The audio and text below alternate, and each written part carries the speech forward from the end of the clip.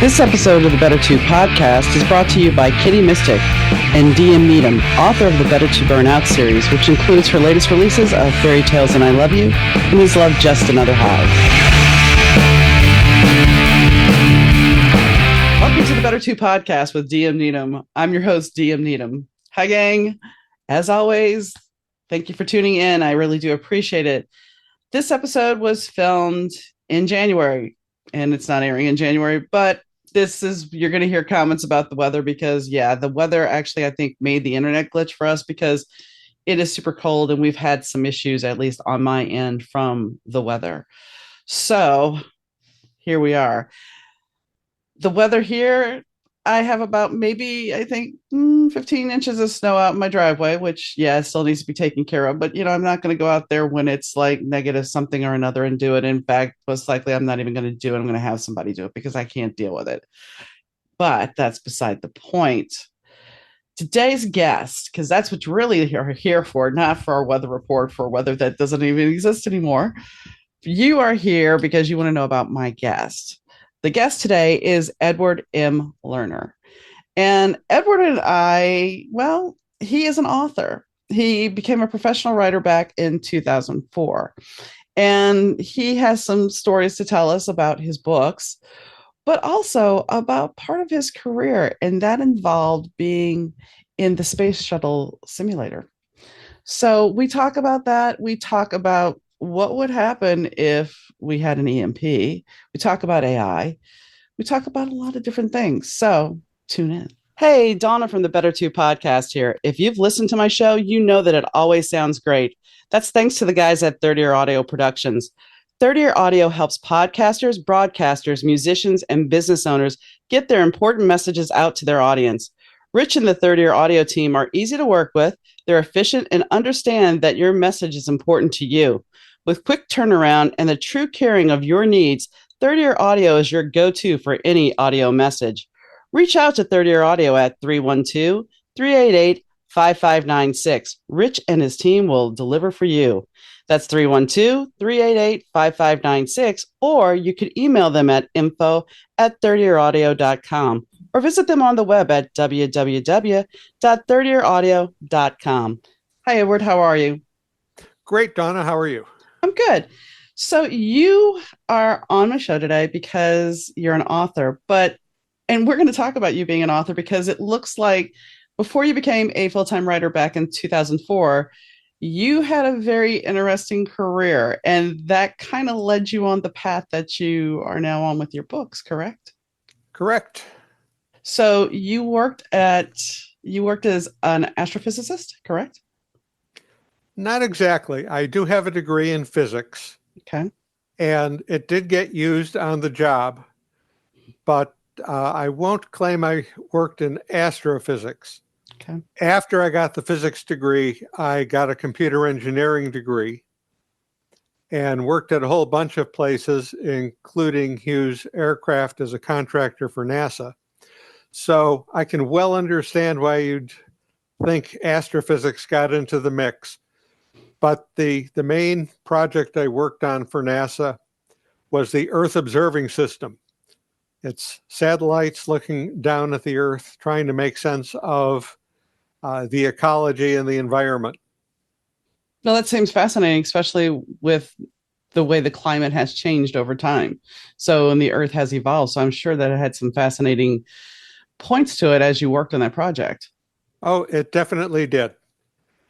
At the time, it was NASA's third largest project after the Space Shuttle and the space station. NASA had this interestingly naive idea, this was in the early 90s, that Earth observing data was going to be the largest application of the internet. Really? Yeah. Porn very quickly surpassed it. Yeah, the internet. Speaking of the internet, frozen on me. I know. I don't there know. You are. I don't know if it's you or me, but somehow we had a glitch as you said. Porn's quickly surpassed that. I gleaned that because you broke up. So yes, we all understand that is mainly the dark web and gossip. and whatever else social media that we have for the internet. I mean, the internet has just blossomed way more than that. Yes. But to be fair to NASA, this system, the Earth observing system, generated even in the 90s a terabyte a day of data. That's a Library Wow. of Congress a day. And thousands of people access the system. So it's a big deal, even though other things have surpassed it. And I wanted to say something about the glitch on the internet. It could very well be because our high today here in Chicago is -1. So I get that. I grew up in Chicago. I I know know the you did. weather well. I know you did. Yeah, last night when I woke up this morning, it was -10 with a wind chill of -36. I'm like, we made December. We didn't even have any snow in December, except maybe a little bit. And yeah, now it's like December. Really, it is. So I think I'd that's why the say internet. Go ahead. I'd say I miss the Chicago weather, but here in Virginia, it's down in the 20s, and we had a few inches of snow overnight. So it's Yeah. not entirely an escape. No, but it's better than the negatives. This is for sure. You also, though, you got to play around on the Space Shuttle Simulator, did you not? I did. I was working for Hughes Aircraft, as I'd mentioned, Mhm. and another one of their contracts was the shuttle training simulator. So after hours, when people were visiting at the Johnson Space Center, we had the opportunity to play with that. I'm not sure that NASA was ever brought into the loop on that, but it didn't hurt anything. Just gave the simulator more exercise. Well, I also go ahead. I also got to walk through the training simulator for the space station, which was still under construction at the time. So Nice. that was keen too. Well, and you have to kind of, NASA should want you guys to have somebody test all these systems out thoroughly over and over and over again, because the more data you have to make sure that they're properly working, the better it's going to be. Well, what they would have learned from my using the shuttle simulator was it was going to crash every time. So they may not have wanted that particular lesson. I'm But not a pilot. yes, but then they can learn that maybe, we don't do it this way. So that, but I mean, for you, that had to be kind of a neat thing to do because not many people have that opportunity. Oh, it was a lot of fun. That's before I had the opportunity to do much serious writing, but it was always grist for the mill once Mhm. I started the second career and wrote full time. So, how did you take that experience and pull it into your writing world? Well, everything I did when I was involved with NASA sooner or later winds up in the writing. Um, so uh, I don't know any succinct way of putting it other than experience is a good thing to have and it makes the writing more realistic. Um, I did get the opportunity in my consulting days to meet a couple of astronauts. One of them had retired and gone to work for Hughes Aircraft. So that was pretty handy. But more broadly, being a NASA contractor meant I worked every day with NASA people, and I visited most of the main uh, spaceflight centers. So it was just a wealth of useful experience. Oh, I On the imagine. other on the other hand, I have to avoid the trap of leaving everything that I describe as the same as what I experienced because I left that life behind. Gosh, now it's more than 2 decades ago, and things have changed. You mean it's not like, you see the old Star Trek show? When you look at the old Star Trek and how I don't know if you've watched any of the Star Trek, the new Star Treks, but I mean, if you look at the old Star Trek and then you look at how they've shown, I think it's Star Trek Discovery, they take Commander Pike. He's now Captain Pike, and you see his Star Trek ship, you see the Enterprise, but the Enterprise is a lot more advanced. Even though they try to keep it dumbed down, it's a lot more advanced than what was back in the '60s show. 60s, You early have to 70s. do that. Hmm. Otherwise, things look practically steampunk, and a steampunk starship is a bit hard to swallow. Yeah, yeah. Especially considering that Star Trek was never, it's kind of like the old Batman series, the same thing. It's that very limited view of what they created, which is interesting because I was watching something last night about the making of the Barbie movie. And they were talking about how they actually went back to some of the tech from the silent era movies to do the shot with her in the car and her transitioning to the modern world, the real world. So they went back and used that other tech and no CGI to make this happen, which I thought was Cool. kind of cool. Yeah. Well, I will confess I have not watched Star Trek Discovery. I uh, am so frustrated at the current world of video. If you want to watch everything you might want to watch, you have to join half a dozen different series, not series, streaming services. Well, you see, what I did was, Paramount I had for like a couple of months after I knew all the Star Trek was out. So Yeah. I watched that and then I canceled it. And I do some of that sort of thing too, binge on one Hmm. service, quit for a while, join another one. And Paramount will eventually get into the rotation, but it hasn't happened yet. No, and Yeah. by that time they'll Mhm. have more Star Trek shows out. The other thing is, and this is heresy, but I don't care, series must die. Franchises get so tired and so repetitive. Now, I will admit I've done a couple of short series, emphasis on short. Hmm. So, my Interstellar Net series is a trilogy, and the 5 book series I did with Larry Niven is the longest series I've ever had any involvement with. But then I have to ask how I'm sure you're totally against them with the prequel to, I think it's a prequel series to the Lord of the Rings now that they're working on. Oh, that Amazon has? Yes. Yeah, they did one season of it on Amazon, and then there's in theory, another season coming. It was interesting. I watched the prequel. It didn't hold a candle, in my modest opinion, to the Peter Jackson Lord of the Rings series. But Mhm. then again, the Peter Jackson Hobbit series was terribly overblown. How they took one book and blew it into 3 long movies is a mystery to me. Filler. Lots of filler. Yes, yes, I don't understand why they did that. The Hobbit could have been one really good movie instead of 3 bad ones. It's called the name recognition and it's all about the money. If we can make something and lengthen it out, which you were saying about series, how the Marvel movies keep evolving, but some of it is not as, it's starting to get watered down. Same thing with the Star Wars series. You have Disney now that is pushing this because these were juggernauts, these were money makers. But the thing is, by pushing them so hard, you're watering it down and the fans are just getting more ticked off, so therefore you're not really, you're harming more than helping.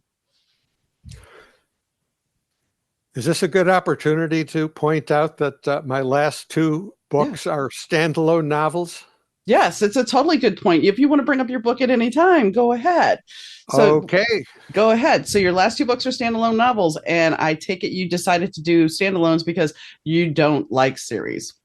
because series must die.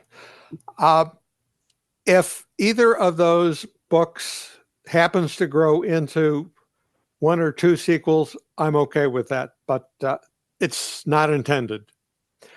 Uh, Let me actually describe one instead of being Okay. so vague. Okay. My most recent book is Life and Death on Mars.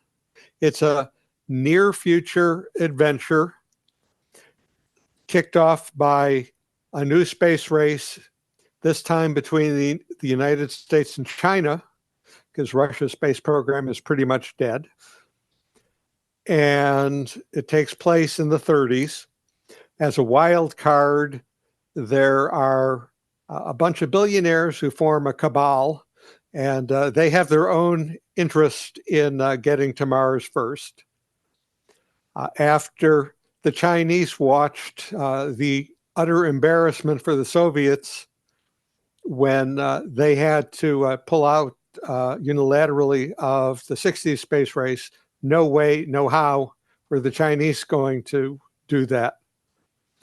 So certainly the space race is a big chunk of the story, but beyond that, and this is not a spoiler because I talk about it in the prologue, or the prologue reveals it, the first ship returning from Mars is struck by a horrible plague that is immune to every antibiotic and antiviral on the ship.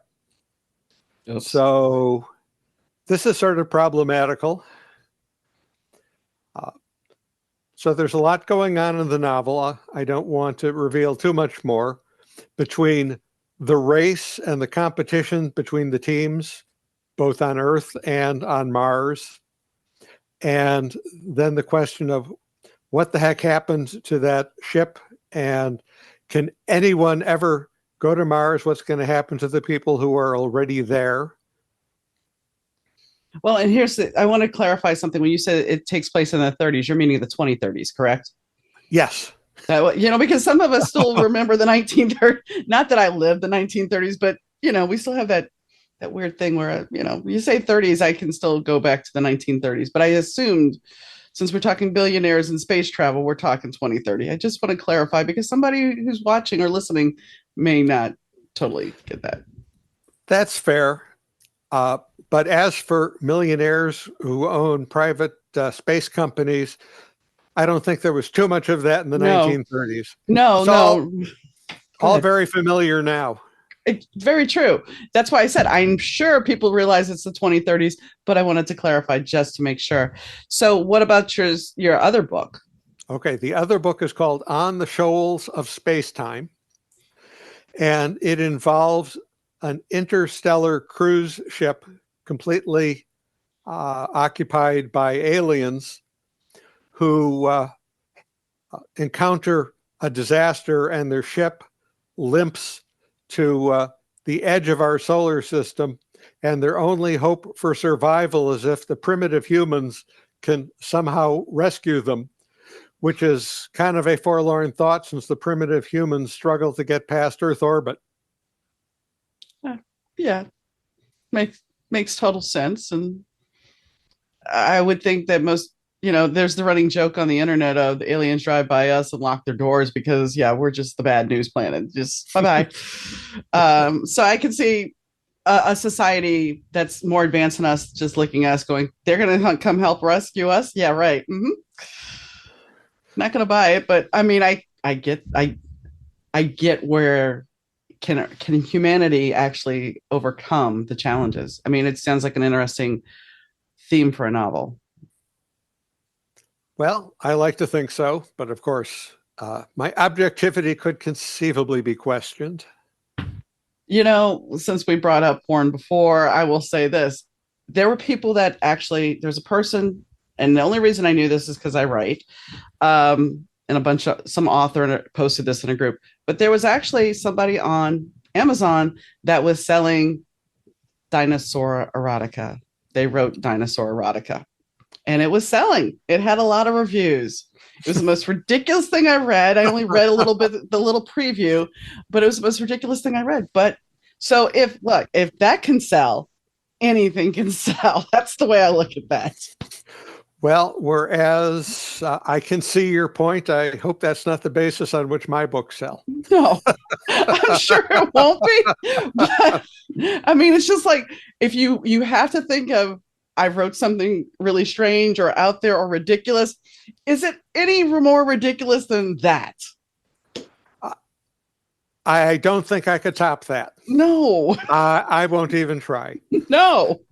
Okay. I wouldn't either. It's just one of those things where it's like, as a writer, the imagination can be a wonderful thing. It can be a strange thing. So there's always an audience, even if it's a minor audience, for what we write. We just have to find that audience.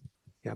Tying together several of the things we've been talking about, I'll mention that my NASA background and my engineering background were very helpful in both of these books, because I worry about things like, okay, how do people continue to breathe on a planet like Mars that doesn't have a breathable atmosphere? Um, what the heck is the energy supply that makes certain aspects of missions possible? Uh, Now, occasionally that also means going down a rabbit hole and learning more than I probably needed to about portable nuclear reactors. But that's also part of the fun of being a writer. Oh, exactly. I mean, my books are set in the 80s. So while I was a teenager, 20 something in the 80s, the fact is I can look on the internet for some things, but there's other things on the internet that are not there any longer.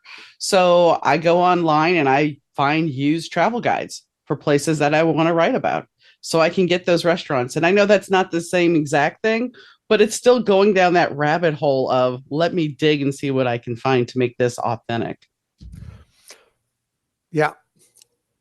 Now, occasionally I encounter a book where the amount of detail in it is crushing. And that's what I describe as I suffered to do the research for the book. Now it's your turn. Well, there's a good story, good movie about that actually, Wonder Boys, with Michael Douglas. It's an older movie, and he's a writer. And Katie Holmes is sitting there in a scene telling him, did you have to include all of the heritage and family line of every horse that you wrote about in the book? You could have not put that in there. You didn't have to have that whole long diatribe. It really takes away from the book. But that's the same things as writers. We have to make that decision of what is too much information, but what is enough information to have the audience understand that it's believable. Yes, I have learned that if there's a review that describes something as lush, it really means overblown detail. I never thought about it that way, but I guess that would make sense. I mean, lush would be a lot of vegetation. So when you think of it, it's a polite way of saying overgrowth. So it's a more beautified way of saying overgrowth. It is polite. Mm-hmm. So how do you feel? I mean, do you read your reviews? Uh, I try not to, but I'm human. But I mean, I don't know how, I mean, for me, I have to use reviews occasionally to market my books. So it's one of those things that it's a necessary evil that, there's a big thing on social media saying reviews are for readers, they're not for the authors. But we need to use them for marketing occasionally. Well, there are two kinds of reviews. So if it's a review from a formal review outlet, if library, journal, or Publishers Weekly, or Locus, or a major magazine in the genre does a review, of course I want to be familiar with that and see if there's a good blurb. But looking at every Goodreads or Amazon review is not a productive use of my time. Fair enough. Fair enough. And I mean, that's kind of where the big drama has been, because some people, Goodreads has now and Amazon has been subject to the same thing, that there are people that are going in and just, dare I say, bombing people with a negative review or a negative just a 1 star just to knock down their ratings. And this was something going on with Facebook author groups, that the competition for other authors, they were going in there and knocking down, putting a 1 star review or 1 star rating, not leaving a review, and then turning around and going on Facebook and some of these groups saying, yeah, guess what I just did to such and such. I mean, which is totally juvenile in high school. And why would you do that? Well, unfortunately, some people are jerks. Mm, bad actors, all of the above. So I want to talk to you a little bit about small miracles. So medical nanotech. Okay. So Small Miracles deals with a guy, I think his name is Brent Cleary, but that's one of my older books, so I'm not sure I got the name right. But this character is sort of a happy-go-lucky sales engineer. He goes on a sales call to demonstrate some technology. The sales call is in a police cop car, and he's demonstrating safety equipment, which is nanotech hardened armor and emergency first aid nanotech. Well, as it happens, there's a horrible accident, a gas pipeline explosion while he's on this ride along. He's the only survivor in a fairly large distance because of this equipment. The nanotech has saved him. Everyone notices he's different after this incident, and most people chalk it up to a near-death experience as something that's going to change a person. But what comes out even early in the book, so this is not going to be a big spoiler, is that the nanites in the first aid feature of this kit that were supposed to be purged from his system were not, for good reasons, which take a while to sort out. And the nanites are taking him over. Okay.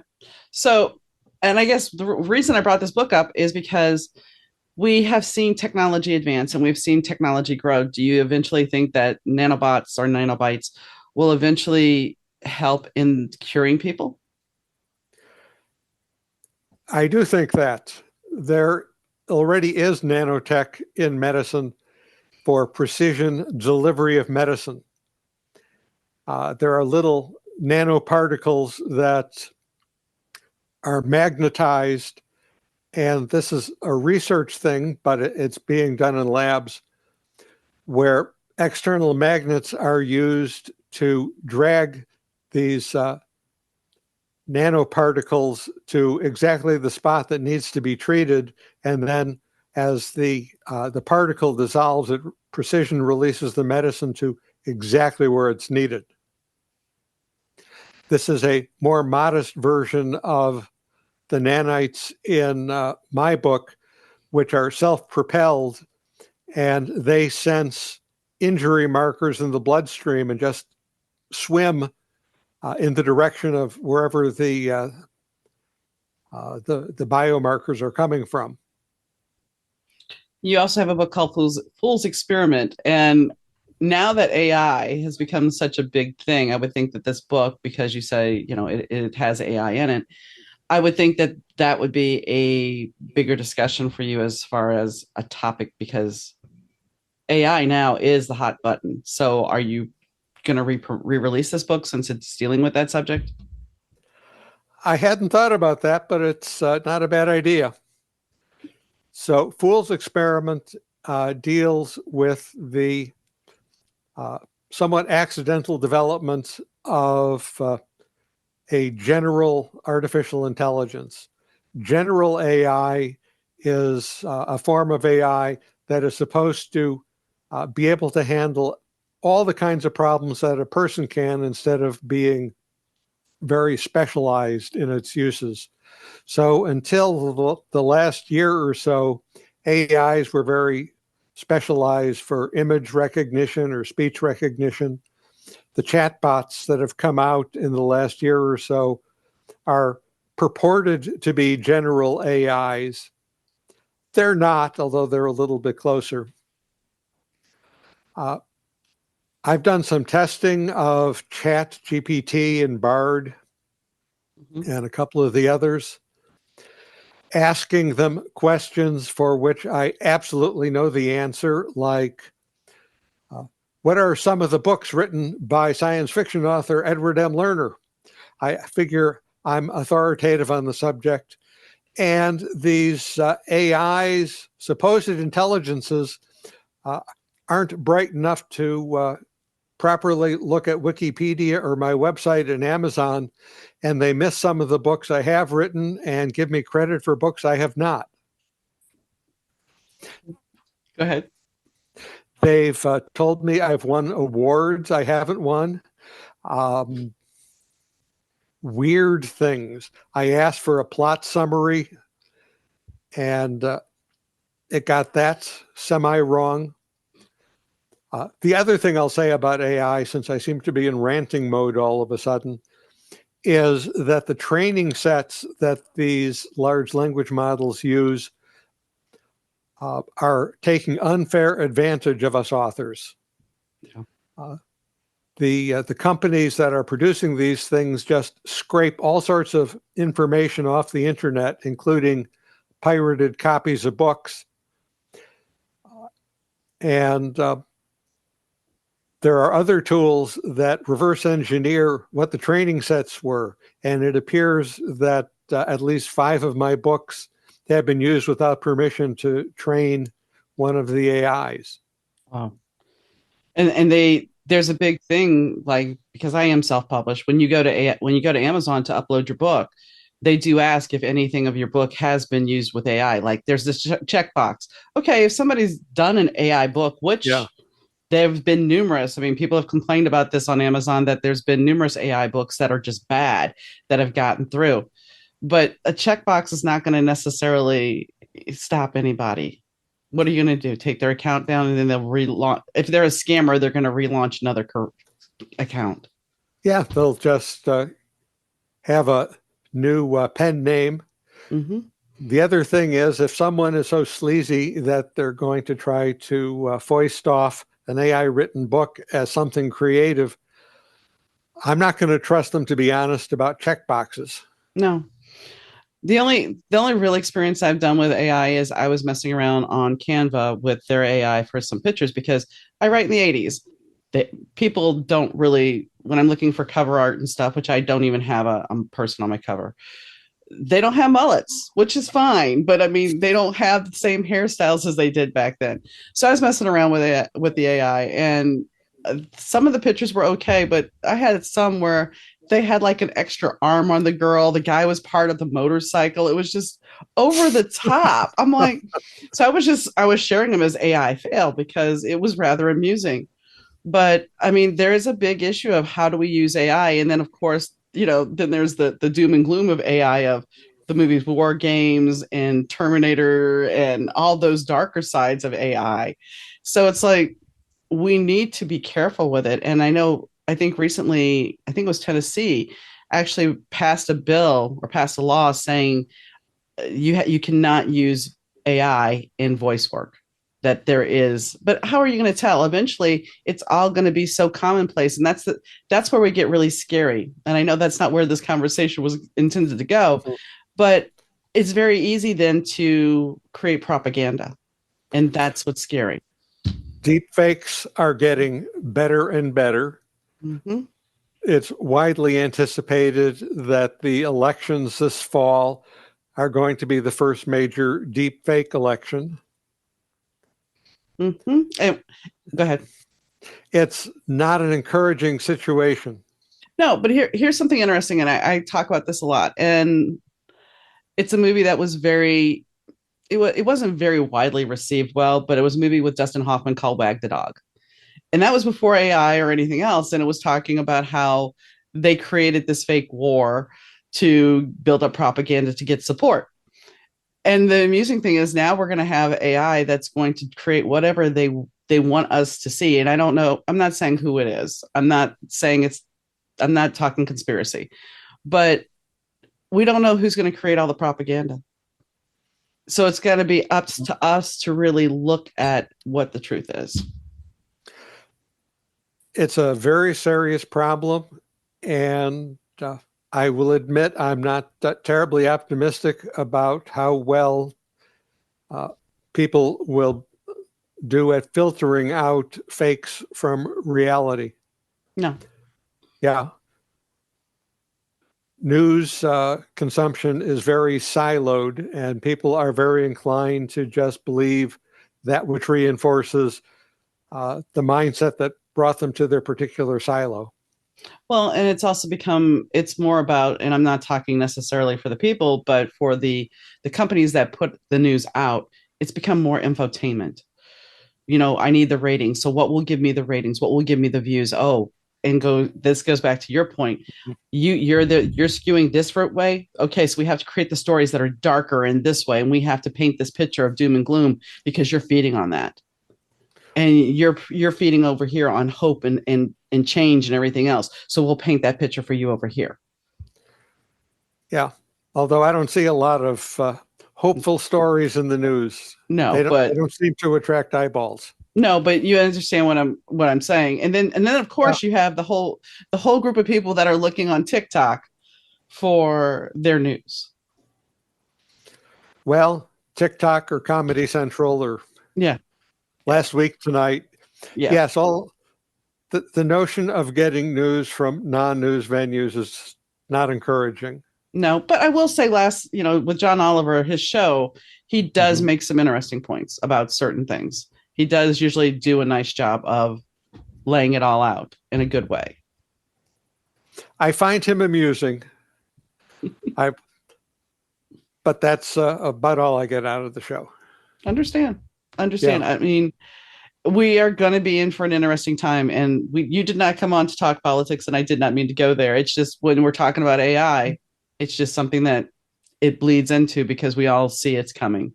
Okay. Well, I didn't consider this politics because we very carefully have said nothing about the nature of any silo. Right. I just didn't want you to feel uncomfortable. That's why I brought that up. So, That's but fair. um so when we look at energize with the solar power satellites, we're kind of already there, aren't we? I mean, Elon Musk has launched how many satellites into orbit now? Well, Elon Musk's satellites are for communications. Right. The premise of Energized, which has a story kicked off by Russian meddling leading to an energy crisis. What are the chances? Is that a solution to this is a technology called solar power satellites. We have solar power on Earth right now, but it's not as efficient as it could be because, there are things like night and rain and snow. And the areas that are the best locations for gathering solar power, like deserts, are not necessarily near the cities like Chicago that could use some extra energy right about now. If you put the same solar cells in space in a proper orbit, they get sunlight 24/7. That's a slight exaggeration, but I'll skip the caveat. So the solar power satellite in Energized, which is a prototype technology, is a couple of miles square. Since the Russians in the story have caused this energy crisis for their own purposes, since they still want to sell oil, they don't want the solar power satellites to succeed. So the book deals with their devious plan to make that technology untenable, to sabotage it. There are some small scale experiments with solar power satellites. Oh, the detail I left out is fine, you have all this power in space. You still have to get it to the ground. And you get it to the ground by beaming energy, which can be done with lasers or microwaves because the atmosphere is basically transparent to them. But if you have this gigawatt power station in the sky and it's got to deliver that gigawatt to the ground, that's an awful lot of energy to be used or misused.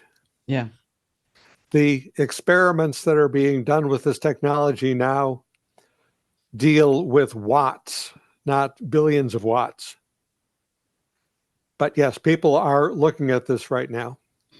And I mean, that's a big thing to deal with when you really think about the energy crisis, because it is possible that we would have an energy crisis, and that kind of goes back to the AI thing. I mean, as we build technology, we end up putting things on computerized avenues. Some things I know still have not been transferred over, and that makes sense. They're still running analog, but a lot of things have already been transferred over. So somebody could hack into these systems. So once again, we're back to war games because if they're hackable, somebody could do that just for giggles and grins, not really caring about the outcome. Oh, absolutely. The automation and computer management of resources uh, creates a big exposure. And since I spent a lot of time as a computer engineer, uh, that sort of factor crops up a lot in stories and books that I write. On the other hand, I have a real aversion to stories, especially on TV, where the writers are very lazy and it's absolutely simple to hack into everything. Yes. And then here's the other caveat. How how devastated would we be if an EMP goes off? Very, Hmm. Hmm. very little of the infrastructure is hardened against that sort of thing. Right. And I mean most people don't even realize, yeah, your car, oh, I'll be okay, I have a car. No, you won't. Unless you have something that has no computers in it, you're done. Well, it depends a lot on Electronics. whether your gadget is running at the time. True. That could be true, yes. Yeah. I don't know if you remember a movie called Broken Arrow, Vaguely. where where John Travolta is scheming to steal nuclear warheads to sell to whoever might buy them. Hmm. And just to show he's serious, he sets off an EMP. So he turns his car off just before the EMP goes off. Ah. So all the people chasing him are stopped dead by that. And then he can just restart his car and drive away. So, in other words, that if we knew this was coming, then we could just turn everything off and then everything would be okay. Yes and no. And for many things, yes. The astrophysical example that's similar is a big enough solar flare or coronal mass ejection that came straight at us uh, would have the same sort of effects as an EMP. Because all these charged particles slamming into the atmosphere produce similar effects. And they do talk a lot about that. I've seen some people talking about that lately, that we've had some of those happening lately with the coronal release of this energy. Mhm. So, and that's when sometimes they're saying that our tech is screwing up because of these things happening. Say, go ahead. Yeah. I'm These things do happen. I don't think there has been a widespread outage caused by such things since the 1960s. There was a solar flare that caused a cascading power outage in Canada that propagated into New England. But things are a little bit more robustly built since then.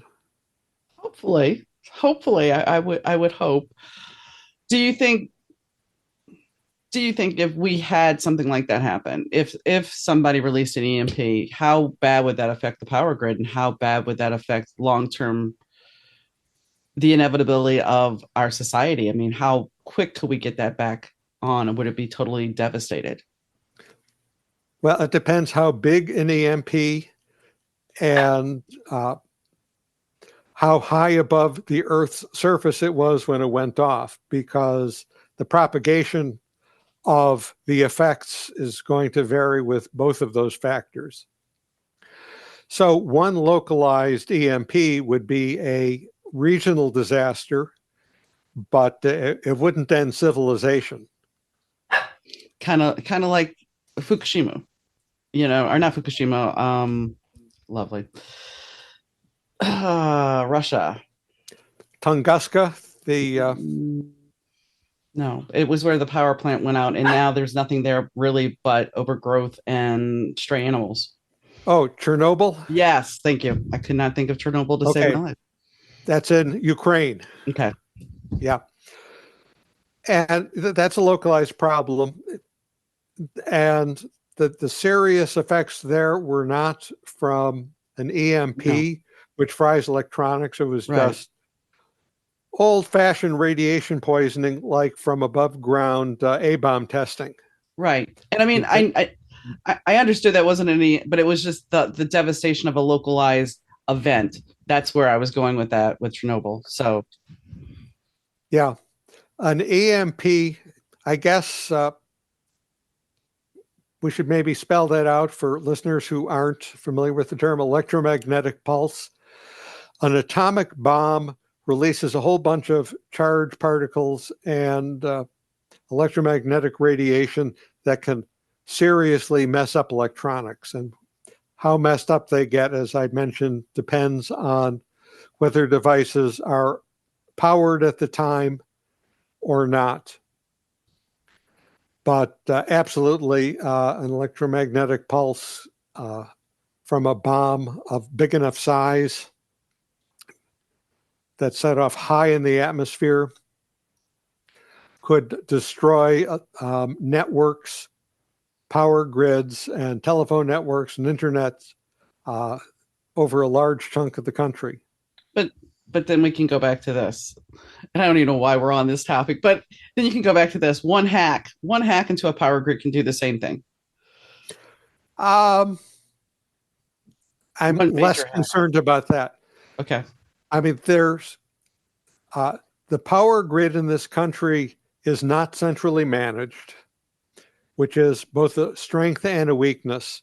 Its ownership is distributed over many, many, many organizations, some public, some private.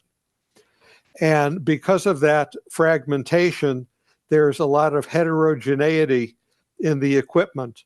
So a hack that affects one company won't necessarily propagate to another company. But many hacks. It would take many hacks. And a lot of systems have fail soft modes. Well, go ahead.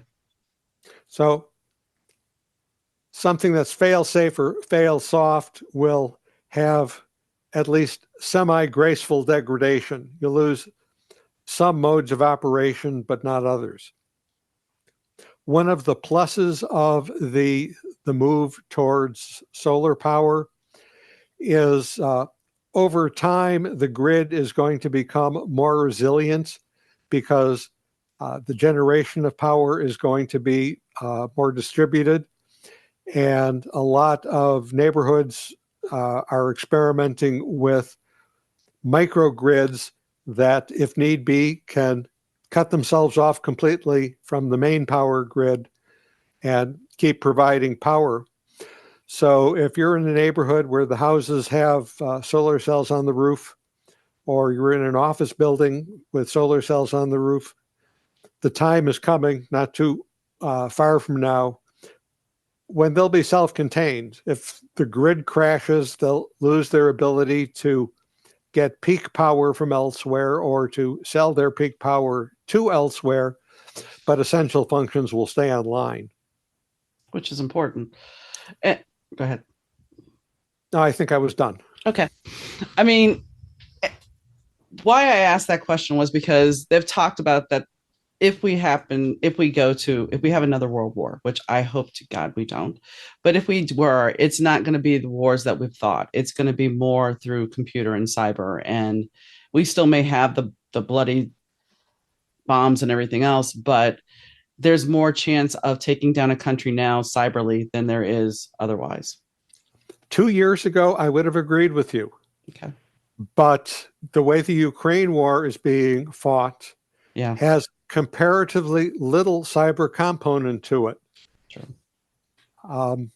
Russia tried to take down a privately owned satellite communication network called Viasat at the very beginning of the war because the Ukrainians were using it.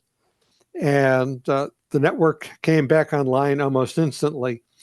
The Russians keep bombing the Ukrainian power grid because they have to. If they could hack into it and True. take it down that way, I'm sure they would. True. True. So there are cyber attacks going on. There's no doubt about it.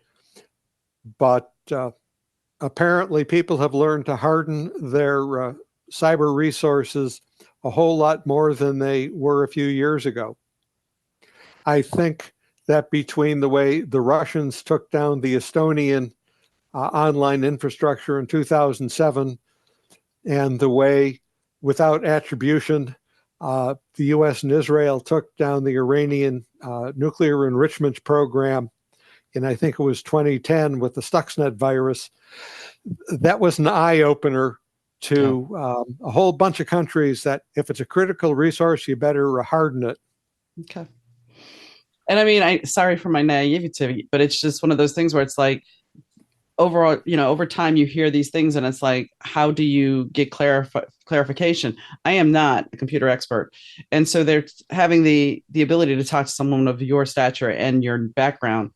You can clear up some misconceptions, not only for me, but maybe for a listener that has that idea that, maybe the next one is the cyber crimes or cyber war instead of the actual physical. So I'm glad that we actually got to breach that subject. Okay. It's not that we don't have to be careful because like every other kinds of arms race, there is a cyber arms race, but it isn't necessarily going to be a cyber Armageddon. What do you think about the fact that about space? It's big, really, really big. Well, I mean, do you think we need to have a space militia? I guess that's my question. Because I mean, I know a certain person put that whole thing together that we were going to have a space force. Do you really see a need for a space force at this time? I do. Whether it needed to be a brand new service distinct from the Air Force, I don't have any strong opinions on one way or another. But the American way of war is heavily dependent on space assets.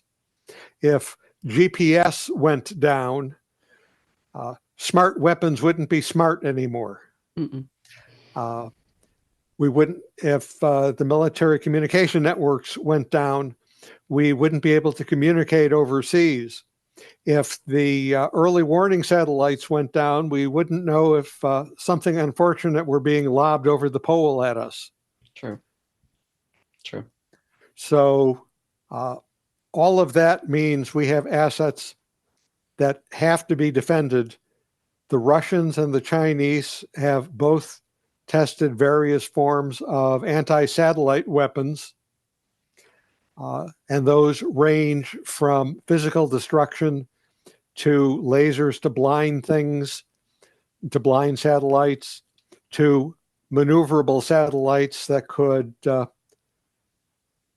come up to another country's satellite and somehow physically disable it. So given all of that, it's hard to imagine that we don't need some form of space protection.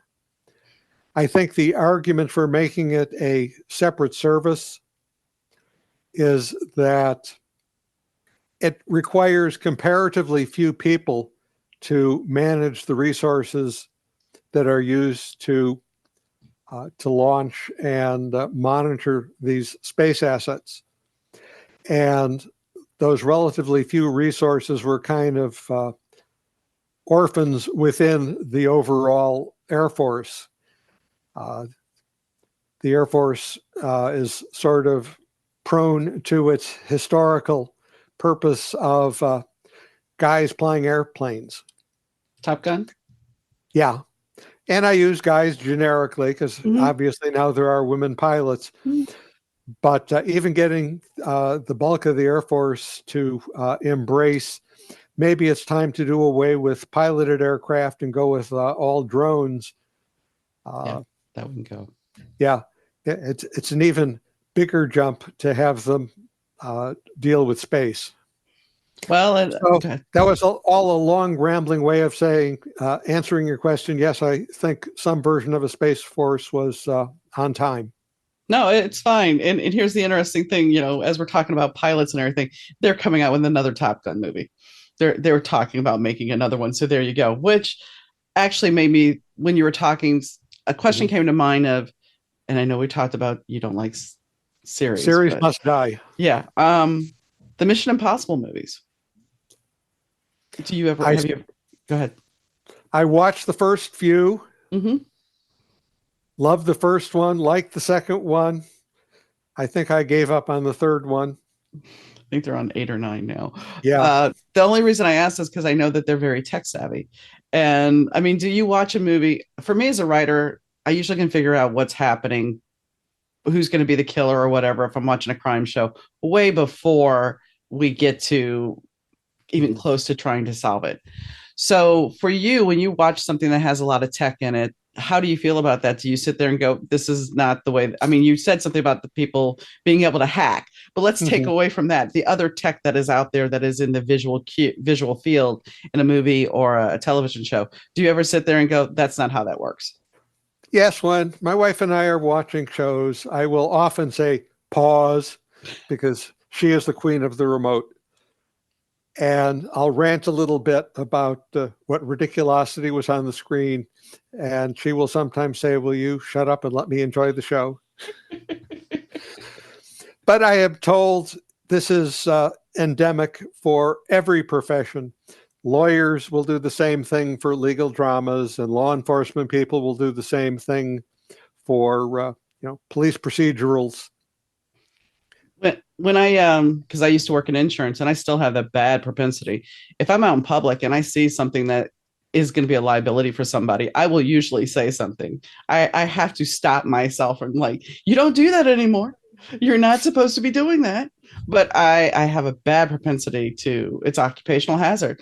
The worst was when I was still doing the job. I went to the store to pick up something and I was sick as a dog. And there was lipstick. Somebody had smeared lipstick on the floor. It was like there and something for somebody to slip on.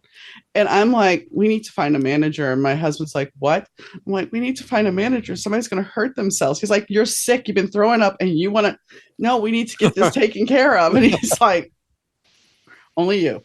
So, I mean, I get it. I get it. And yeah, he would get annoyed with me because I'd sit there and blurt out who I thought the killer was. And he's like, yeah, okay, ruin it for me already. I'm like, I'm sorry, it Mhm. happens because I used to do a lot of investigation as an insurance adjuster. So, Well, and as writers, we're trained to spot uh, the shotgun over the mantle. mhm, indeed, Yes. Yes. Was indeed, it Chekhov who said, yes, if there's a shotgun over the mantle in scene one, someone's going to get shot by scene three or something like act that. one, act three. Yeah. Yeah, I mean, when it's that, and that's the thing. I think we don't look at as writers. We are forced to look at the whole image, the whole picture, and the full taking everything and go, okay, take this part, and this part, and sometimes I love when I'm wrong. I love when I'm wrong because then it's like, hey, okay, you actually pulled one over on me. But most of the time, it's just like, really, we're going to go that predictable. But if it's not, it doesn't mean that it's that predictable for everybody. And you have to kind of check that back, just like for your wife. You may Mhm. sit there and say, that's not right. But for her, she was enjoying it. So as an author, sometimes we have to check ourselves, Yeah. which isn't always easy. But on that note, I is there anything that we haven't discussed that you would like to mention? Okay. I'll mention a couple of things. So far, it would have sounded as though I only write novels, and certainly I've done my share, in this case, 18, but I also write short fiction. And I will mention just one title, The Best of Edward M. Lerner, which is a career spanning collection. And uh, as we've also given a glimpse that I have an engineering and scientific background, I write popular science. And I'm particularly proud of a book called Troping the Light Fantastic, The Science Behind the Fiction. If our listeners are curious, I have a website, edwardmlerner.com, shockingly, and I'm Edward M. Lerner on LinkedIn and at Amazon. And that's it. All right. Well, I will put your website information in the story notes, and I thank you for coming on. It's been a pleasure. Well, thanks for having me. When I stopped the recording with Edward, we had a little bit of a conversation, which I normally do with most of my guests. And Edward, he said that I asked him some things that he wasn't expected. He's so used to having the normal questions, and well, the interview didn't kind of go that way. And my explanation to him was, well, I have your bio in front of me, and that's it. I don't write down my questions. So whatever comes up, comes up. Rarely when I have my guests do I have those questions written out. Maybe, there's been a few that I've had notes for that I specifically looked them up and pulled out this information, but most of the time I just have a bio. And that's the one thing that you'll see me kind of sometimes trying to figure out what I want to ask. But this is the part of being on the podcast or being the host of the podcast is I have to come up with all of this stuff on the fly. I have to think about it as quick as possible. And yeah, I learned some things today because you always hear the EMP. The EMP, well, it's gonna take everything down unless you have a car that's from the 70s. Well, no, that's not true. He just said it. If your car's turned off, you're good. So, I learned a little bit. And I think I think honestly, the conversation we had about tech and about different challenges that we may face in the future regarding AI and the changes how nanobots or nanotech or nanites might end up actually helping us make our healing happen quicker or actually help heal us completely. Those are all important things to think about. Granted, I may never see some of these take place in my lifetime, but there are other people that will.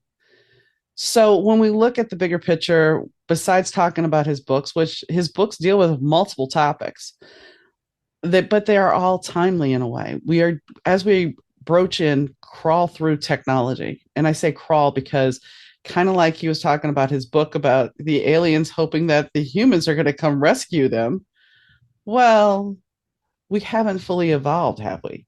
We kind of have we're taking those baby steps. And yes, now that we've shifting, and I know you're going to be like, okay, Pluto's moving into Aquarius, and this is going to change things. This is going to increase that tech. This is why we're seeing the tech that we have suddenly burst onto the scene, because this is part of what Pluto and Aquarius is. It's about big tech. It's about coming together as the collective.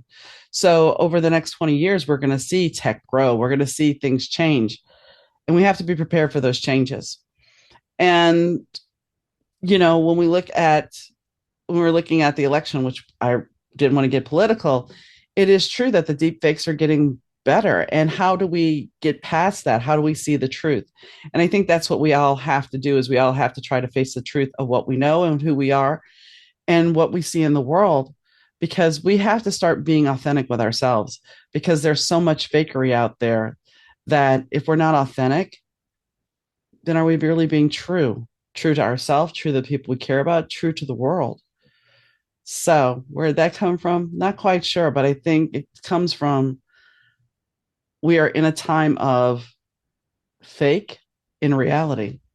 So what do you want to embrace? And I'm not saying that illusions are a bad thing, but sometimes we have to embrace reality and be real, because that's where the genuine connection comes from. So on that note, if you are interested in any of Edward's books, there is a link in the bio, so please check him out. Also, as always, Rich Sai of Third Ear Audio is doing our audio. And the intro and outro songs are done by Fast Susie, and I thank them, both Rich and Fast Susie, for helping me out with the podcast. Anyway, I hope you enjoyed today's show, and whether you're listening in the evening, weekend, whenever, I hope you have a great day. And I'll catch you next time, guys. Bye.